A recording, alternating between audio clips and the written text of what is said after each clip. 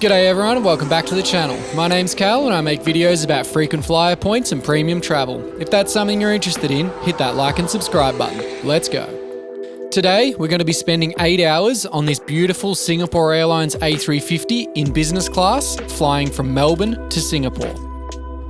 Now this flight is worth well over 3,000 Australian dollars, but I certainly didn't pay that, so stick around to the end of the video to find out how I paid for this flight. Flying business with Singapore Airlines means you get a dedicated check-in area, which had us checked in, bags dropped, and on the way through security in a matter of minutes. Possibly because we arrived exactly at the time check-in opened because we were so excited. It also gives you access to the express path security lane. There wasn't really enough people around to need it, but it always feels pretty good to use anyway. After making our way through customs and walking the marathon that is Melbourne duty free and onto the concourse, we reached the lounge hub, where the Air New Zealand, American Express, Cathay Pacific, Plaza, Qantas and Singapore Airlines lounges are located. Our first impressions were that it was very small, but it did have quite a lot of seating to the right, as well as a large dining room to the left next to the buffet. The food and drink selection was fantastic, with free pour wine and spirits, cold drinks and a coffee machine, as well as having a barista at the other end of the room. A notable exclusion was a staffed bar, mostly because I really could have gone an espresso martini. Being breakfast, the buffet was full of both Eastern and Western items, with bakery items and eggs, as well as dumplings and noodles. The food and seating were great, but the lack of natural light made it feel like somewhere we didn't really want to spend 2 hours, so we ventured out and down the escalator to the Air New Zealand lounge. Being a Star Alliance partner airline with Singapore, our business class tickets get us access into here. If you don't know what airline partners and alliances are, go and watch this video next. This is where we really found ourselves at home. Not only was this lounge wide open and inviting, it had these huge windows right on the edge of the airport apron, letting in tons of natural light and a beautiful view of our aircraft, as well as an Emirates A380 in the background. Nice. There's our plane. And an Emirates A380. The lounge had another huge buffet of Western food and a large array of drinks. This ticks all the boxes for us, so we sat down for an early morning glass of sparkling and waited it out. My advice to anyone flying SQ business out of Melbourne is to avoid the Singapore lounge altogether and come straight in here. The lounge also has a large suite of showers and nice bathrooms. But just like that, it was boarding time and we made our way towards our A350. It is. Thank you. Our aircraft actually started boarding well before the scheduled time, and none of the departure boards in the lounge updated to say so, meaning that we were almost the last business class passengers on board, and even the gate agents were surprised that we weren't already on. This is when we got the first glimpse of our beautiful 121 long-range configured Airbus A350 in seats 18D and 18F.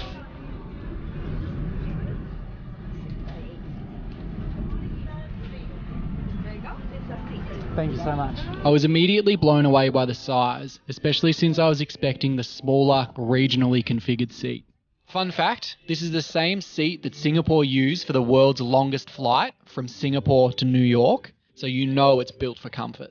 The lack of overhead storage bins in the centre rows makes the cabin feel huge, while also meaning that there are no individual air vents. Hello, $2 eBay USB fan. Waiting for you at your seat when you board is a small pillow, as well as some socks, an eye mask and some slippers. Singapore do have amenities kits available on request, as well as extras like toothbrushes in the bathrooms. Almost immediately after sitting down, the pre-departure service starts, with my first sparkling water of the flight. Singapore do not serve alcohol on the ground in Australia to avoid paying duty taxes on it, so there sadly isn't a pre-departure champagne. A nice hot towel is given right before the iconic Singapore Airlines safety video kicks off. Welcome aboard Singapore Airlines.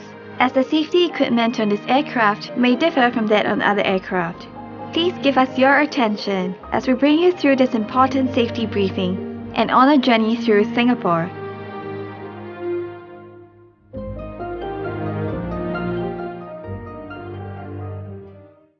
A quick look around this enormous seat. To your left you have all the seat controls, call buttons, lighting switches and a headphone jack. In front is a small storage cubby, mirror, drink holder and your giant TV, which is not a touchscreen. even though it is close enough that it should be. Also missing are tail cameras on their A350s, especially since we were sitting in the middle rows. Below there is your footwell and literature pocket. On your side bench, there is this little compartment which has the supplied noise-cancelling headphones and a bottle of water. The provided noise-cancelling headphones are great. I didn't feel the need to use mine at all, but no, you don't get to.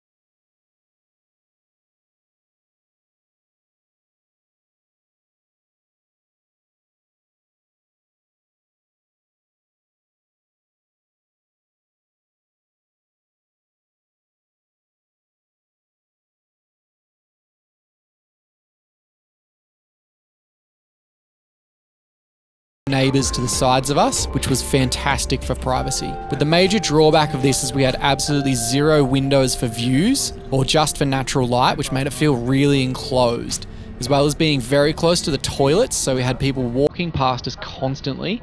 So that's worthwhile remembering if you're looking at booking a flight on this aircraft. After a turbulent takeoff out of Melbourne, it was time to explore the massive selection of TV shows and movies available on the in-flight entertainment system and find something to watch with lunch. The Singapore Airlines in-flight entertainment selection is massive, with selections in most languages and styles, so I'd be really surprised if you don't find something to watch. Since we were going for the Grand Prix, it would have been rude not to watch something out of their large Formula One specialty selection available for the lead up to the Grand Prix. It wasn't too long until the service started, kicked off with a Piper Heidsieck champagne, warm nuts and another sparkling water. The tray tables on the A350 are massive and feel quite solid. They can be adjusted in almost every angle, including up and down, but unfortunately they aren't able to be moved enough to get out of your seat while it's deployed. Before long, the lovely crew began to set the scene for lunch with a proper dining set including metal cutlery and perfectly presented individual items. No cafeteria serving trays here.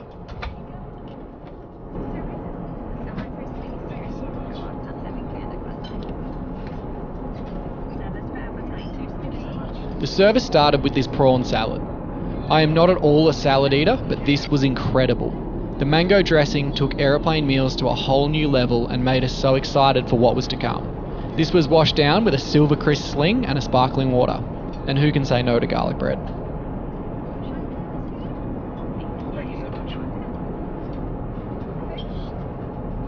As if they were waiting for us to finish our entrees like in a restaurant, as soon as we were ready, our mains were presented.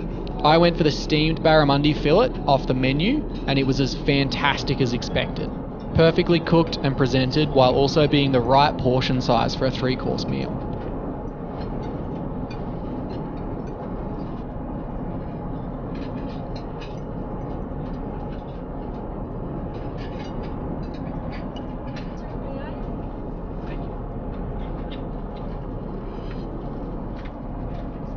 Shortly after, dessert was presented, with the options of ice cream, chocolate and orange cake, a cheese platter, or sliced fresh fruit. My sweet tooth only had eyes for the chocolate and orange cake, and for good reason. The perfect way to top off an incredible service. Overall, I was amazed at how good the meals were. Since the flight was from Melbourne, it either would have been prepared in Melbourne or back-catered from Singapore, so I always expect the meals to be of a lower standard when not flying out of the airline's home base, but this was just fantastic. All that was left to do was recline the seat and try not to succumb to the food coma. What became evident pretty quickly was the seat's two drawbacks. One is pretty big in that the footwell is on such an angle, but the seat is dead straight, so you kind of have to sit on an angle with your legs all the way up outstretched to relax. If you're like me and have long legs, the leg rest that folds out is useless, and sitting square in the chair means that your toes are up against the wall in front. And the other is just me trying to find something to complain about. The little tray they put your drinks on is so far away from you when you're sitting down that you have to move to get your drink, even with arms as long as mine. I had to try pretty hard to complain about this because it is so good in every other area. Feeling myself fall asleep, this was the perfect time to get ready for a nap. A quick trip to the bathrooms to freshen up. They are spacious enough that getting changed wouldn't be an issue if Singapore Airlines provided pyjamas on this flight, which they don't. And it's also well stocked with amenities that aren't given in the kits, as well as more Penhaligon's creams and perfumes to keep you looking and smelling your best. This seat differs from most business class seats in that rather than reclining gradually into a flat bed, you actually pull a latch behind the head and fold it down to create a flat surface.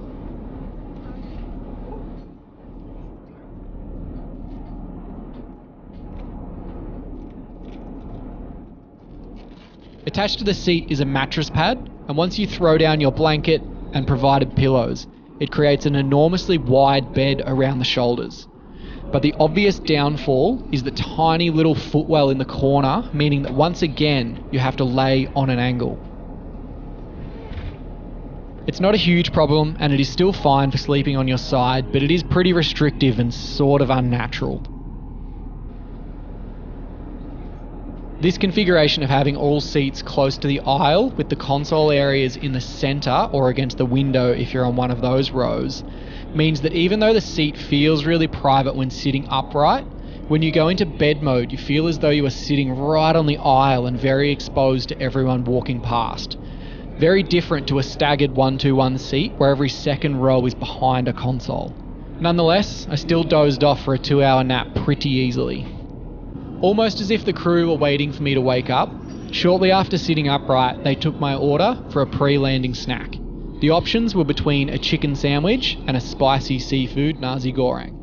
I went for the latter and a Singapore sling to wash it down to get into the spirit before arriving.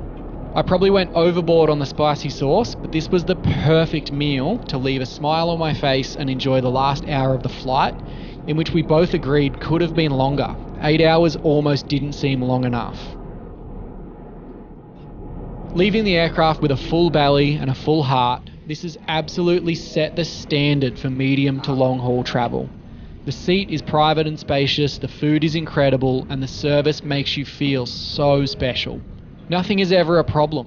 They address you by name every time they speak to you, they take note of your preferences, like how they made sure my sparkling water was never empty, or even when I asked for an amenities kit, they brought out 2, knowing that I was travelling with my partner and that she would probably want one too.